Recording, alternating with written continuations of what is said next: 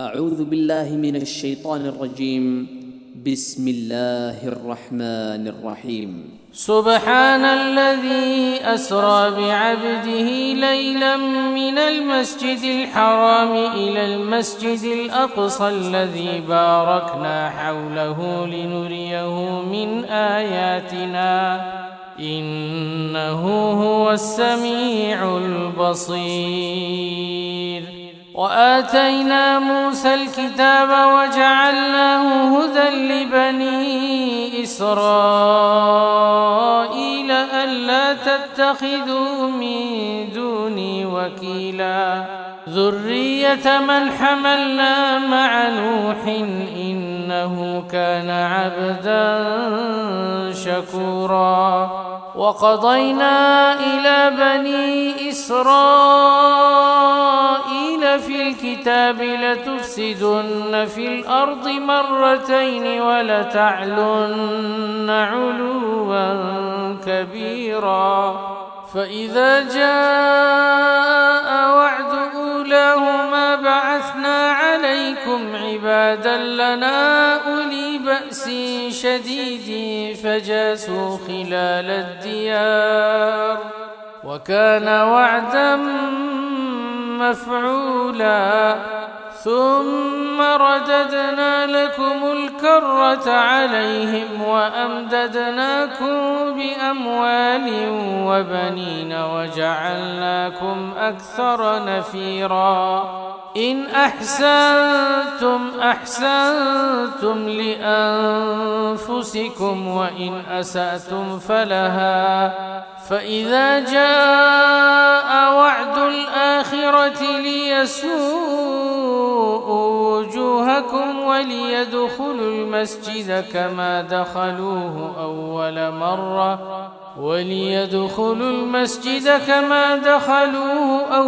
مرة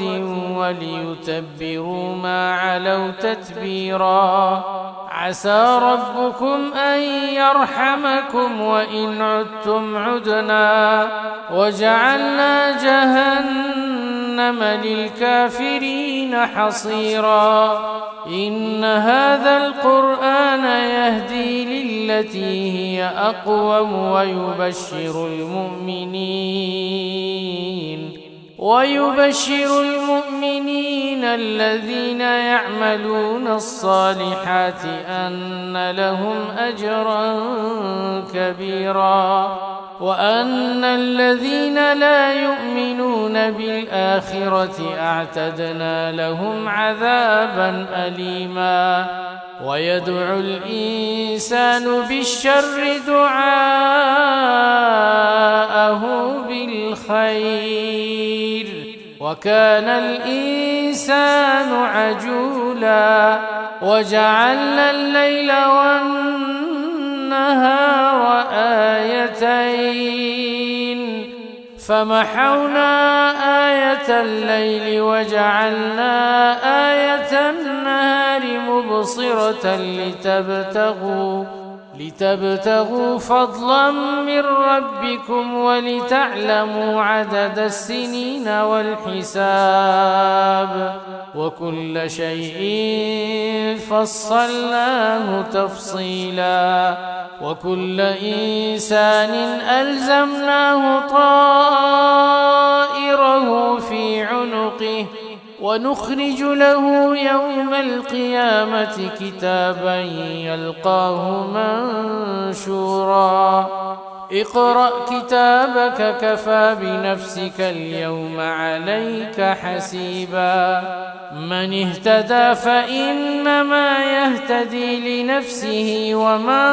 ضل فإنما يضل عليها ولا تزر وازرة وزر أخرى وما كنا معذبين حتى نبعث رسولا. وإذا أردنا أن نهلك قرية أمرنا مترفيها ففسقوا فيها فحق عليها القول فدمرناها تدميرا. وكم أهلكنا من القرون من بعد نوح وكفى بربك بذنوب عباده خبيرا بصيرا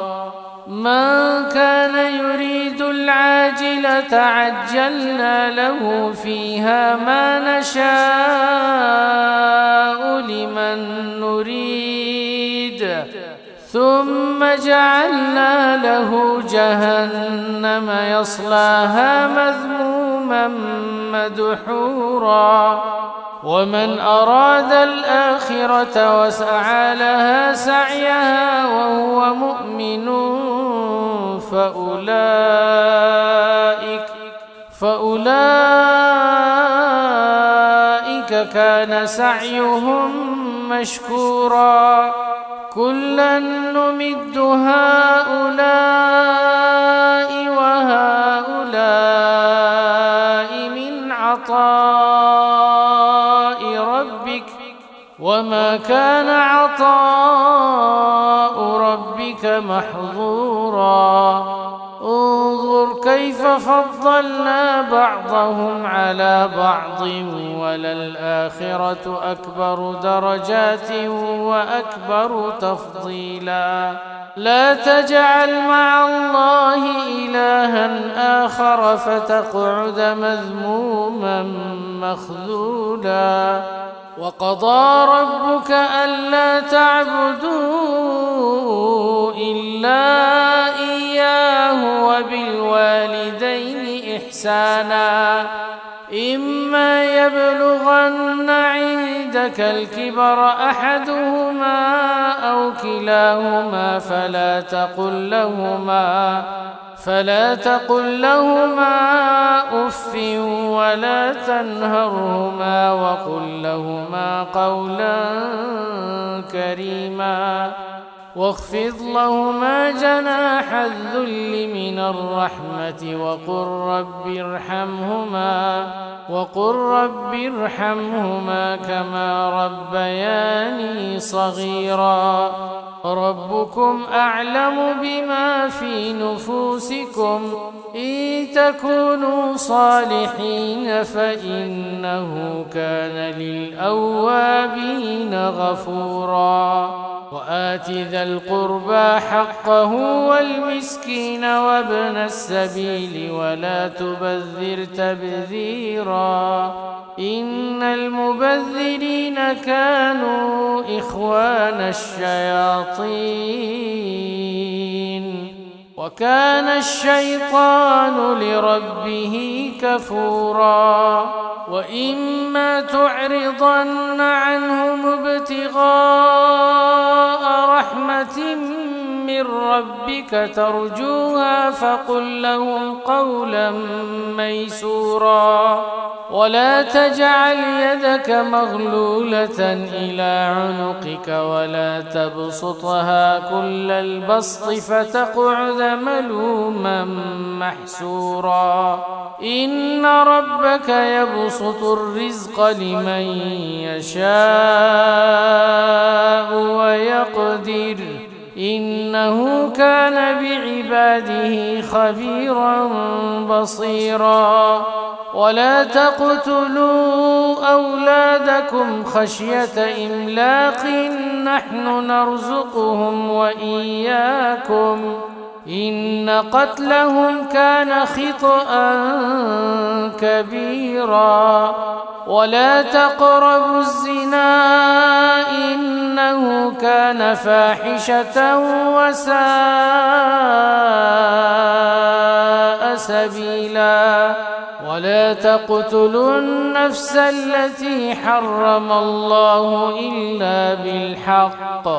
ومن قتل مظلوما فقد جعلنا لوليه سلطانا فلا يسرف في القتل إنه كان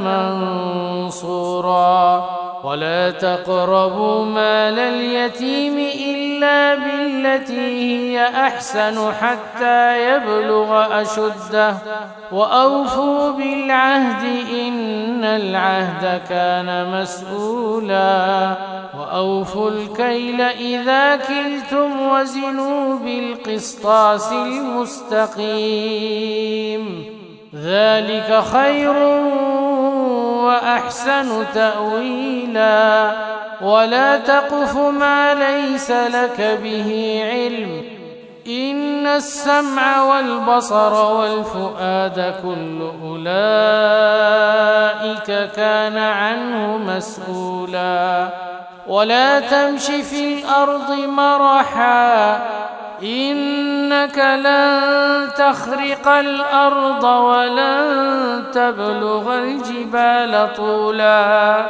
كل ذلك كان سيئه عند ربك مكروها ذلك مما أوحى إليك ربك من الحكمة ولا تجعل مع الله إلها آخر فتلقى في جهنم ملوما مدحورا أفأصفاكم ربكم بالبنين واتخذ من الملائكة إناثا إنكم لتقولون قولا عظيما ولقد صرفنا في هذا القرآن ليذكروا وما يزيدهم إلا نفورا قل لو كان معه آلهة كما يقولون إذا لابتغوا إلى ذي العرش سبيلا سبحانه وتعالى عما يقولون علوا كبيرا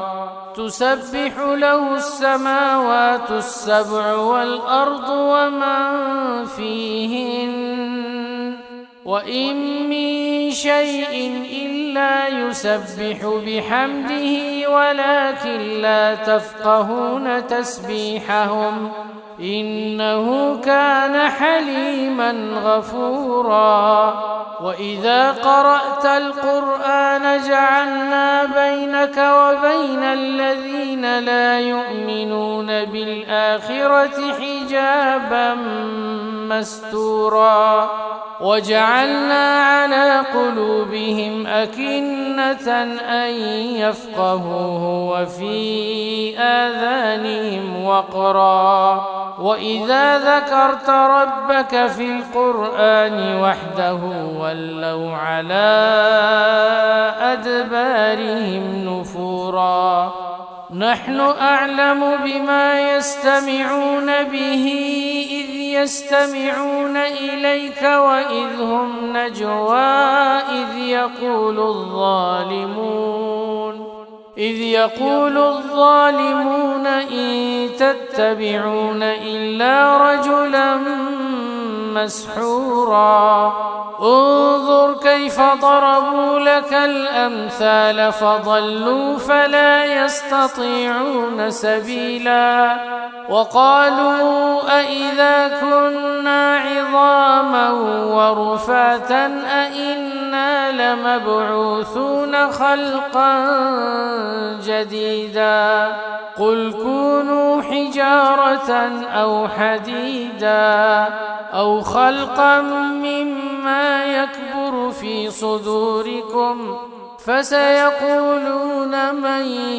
يعيدنا قل الذي فطركم أول مرة فسينغضون إليك رؤوسهم ويقولون متاه قل عسى أن يكون قريبا يوم يدعوكم فتستجيبون بحمده وتظنون إن لبثتم إلا قليلا وقل لعبادي يقولوا التي هي أحسن إن الشيطان ينزغ بينهم إن الشيطان كان للإنسان عدوا مبينا وربكم أعلم بكم إن يشأ يرحمكم أو إن يشأ يعذبكم وما أرسلناك عليهم وكيلا وربك أعلم بمن في السماوات والأرض ولقد فضلنا بعض النبيين على بعض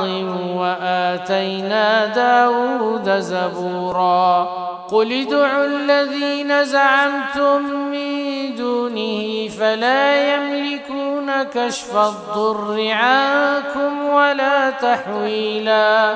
أولئك الذين يدعون يبتغون إلى ربهم الوسيلة أيهم أقرب ويرجون رحمته ويخافون عذابه إن عذاب ربك كان محذورا وإن من قرية إلا نحن مهلكوها قبل يوم القيامة أو معذبوها عذابا شديدا كان ذلك في الكتاب مسطورا وما منعنا أن نرسل بالآيات إلا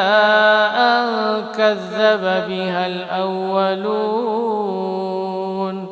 وآتينا ثمود الناقة مبصرة فظلموا بها وما نرسل بالآيات إلا تخويفا وإذ قلنا لك إن ربك أحاط بالناس وما جعلنا الرؤيا التي أريناك إلا فتنة للناس والشجرة الملعونة في القرآن ونخوفهم فما يزيدهم إلا طغيانا كبيرا وإذ قلنا للملائكة اسجدوا لآدم فسجدوا إلا إبليس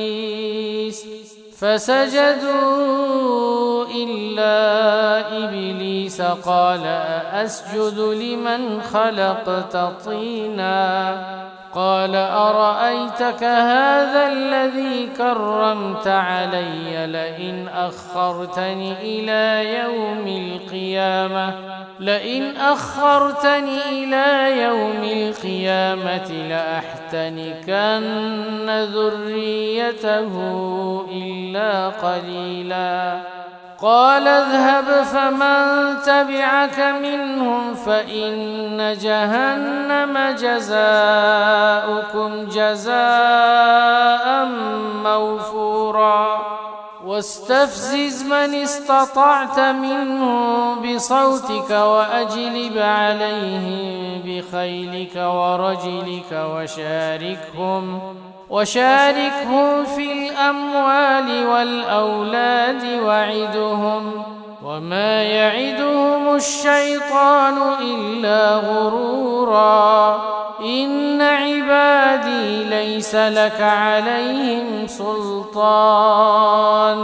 وكفى بربك وكيلا ربكم الذي يزجي لكم الفلك في البحر لتبتغوا من فضله إنه كان بكم رحيما وإذا مسكم الضر في البحر ضل من تدعون إلا إياه فلما نجاكم إلى البر أعرضتم وكان الإنسان كفورا أفأمنتم أن يخسف بكم جانب البر أو يرسل عليكم حاصبا ثم لا تجدوا لكم وكيلا أم أمنتم أن يعيدكم فيه تارة أخرى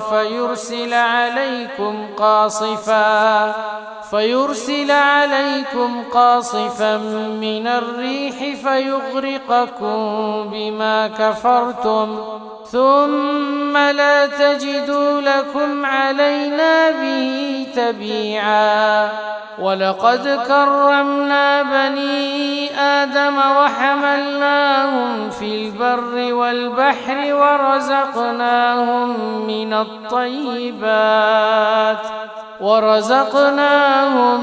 الطيبات وفضلناهم على كثير ممن خلقنا تفضيلا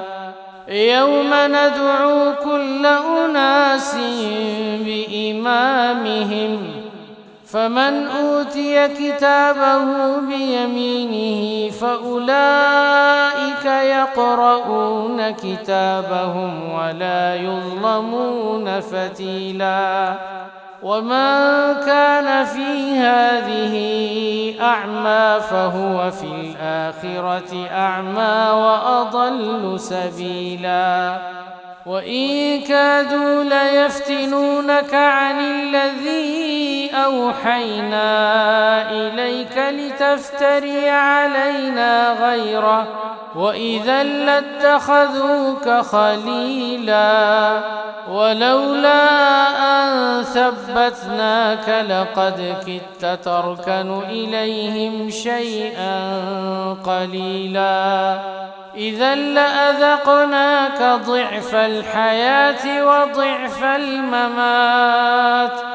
ثم لا تجد لك علينا نصيرا وإن كادوا ليستفزونك من الأرض ليخرجوك منها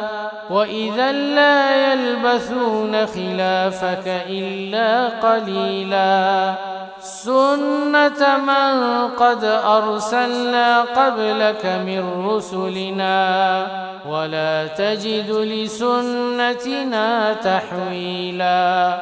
أقم الصلاة لدلوك الشمس إلى غسق الليل وقرآن الفجر إن قرآن الفجر كان مشهودا ومن الليل فتهجد به نافلة لك عسى أن يبعثك ربك مقاما محمودا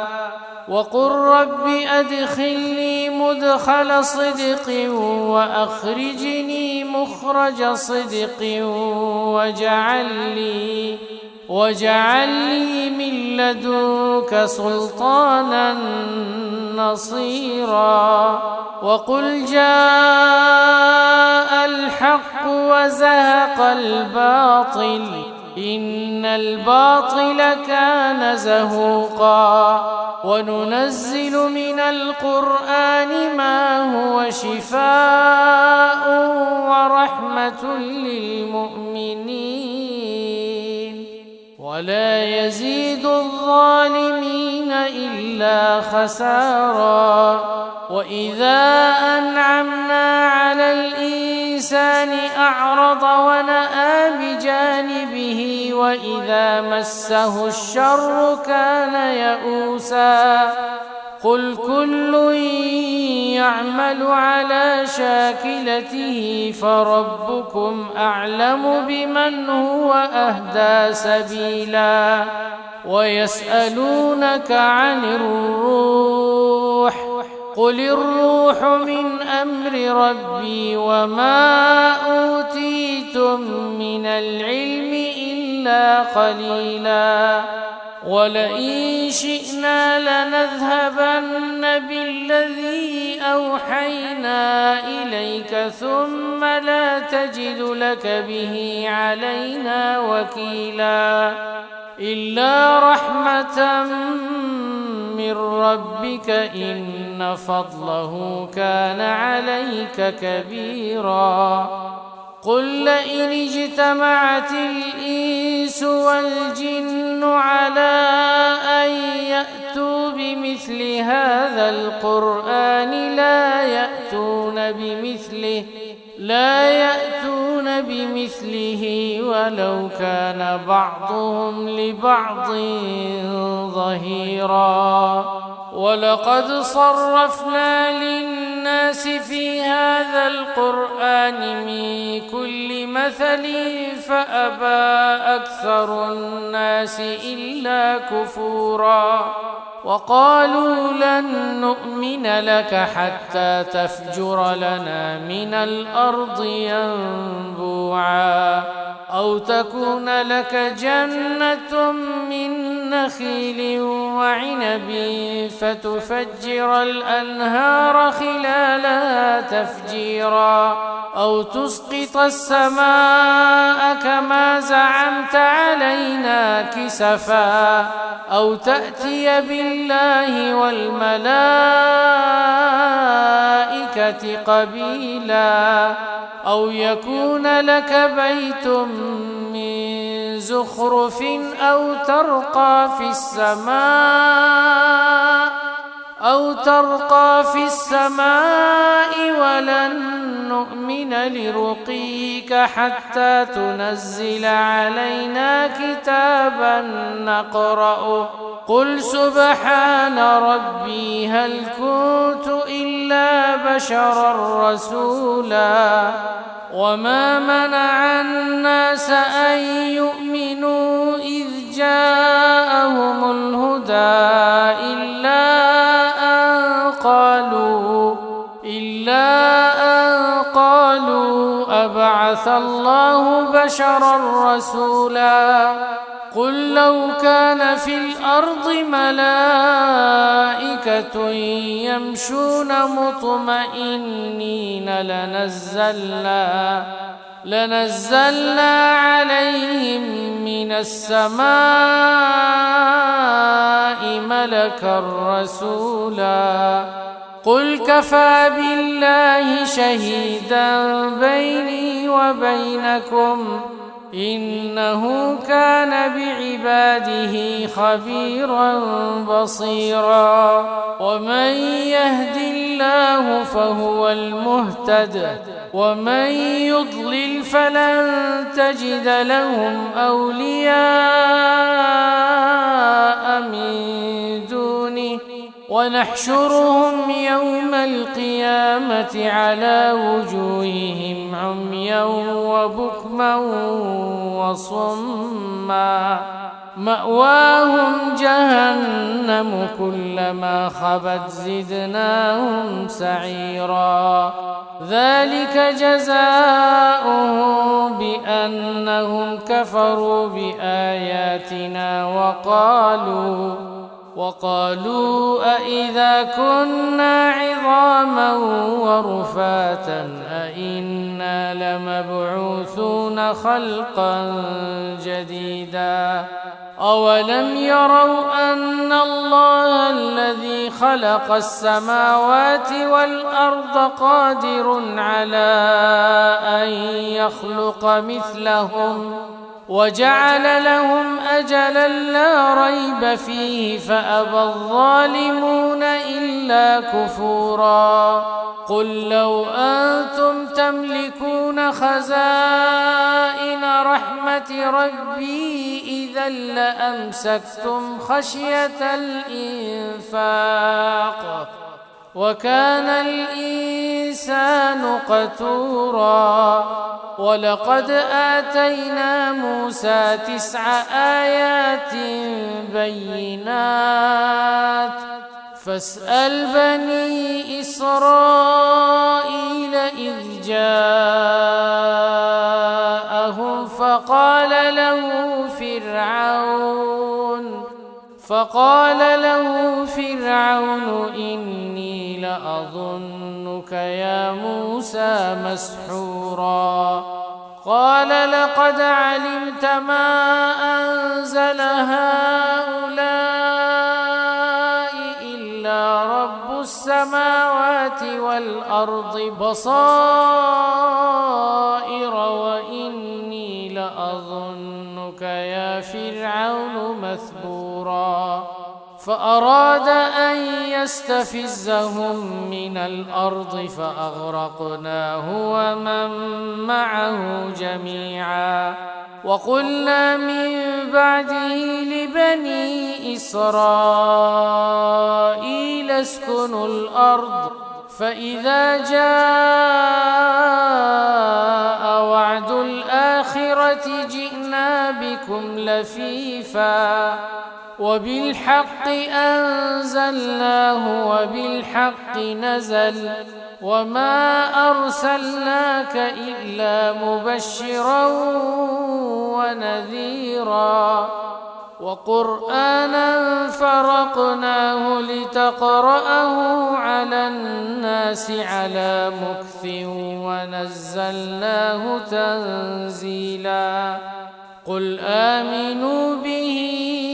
أو لا تؤمنوا إن الذين أوتوا العلم من قبله إذا يتلى عليهم يخرون للأذقان سجدا ويقولون سبحان ربنا إن كان وعد ربنا لمفعولا ويخرون للأذقان يبكون ويزيدهم خشوعا قل ادعوا الله أو ادعوا الرحمن أيما تدعوا فله الأسماء الحسنى ولا تجهر بصلاتك ولا تخافت بها وابتغ بين ذلك سبيلا وقل الحمد لله الذي لم يتخذ ولدا ولم يكن له شريك في الملك ولم يكن له ولي من الذل وكبره تكبيرا.